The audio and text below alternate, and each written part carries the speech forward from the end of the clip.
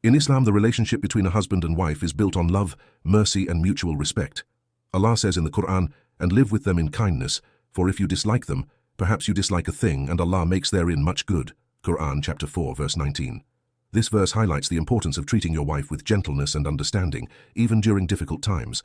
A good Muslim husband values his wife, listens to her concerns, and strives to create an atmosphere of peace and harmony in the home. The Prophet Muhammad ﷺ set the best example of how a husband should treat his wife. He was kind, patient, and affectionate towards his wives. He helped with household chores, showed appreciation for their efforts, and never raised his hand in anger. The Prophet said, ﷺ, "The best of you are those who are best to their wives, and I am the best among you to my wives." Tirmidhi. Following his example strengthens the marital bond and brings blessings to the relationship. A successful marriage thrives on small, consistent acts of kindness.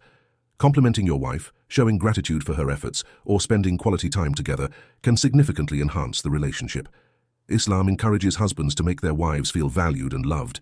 By being supportive, understanding, and patient, you fulfill your role as a husband and create a home filled with barakah and mutual love.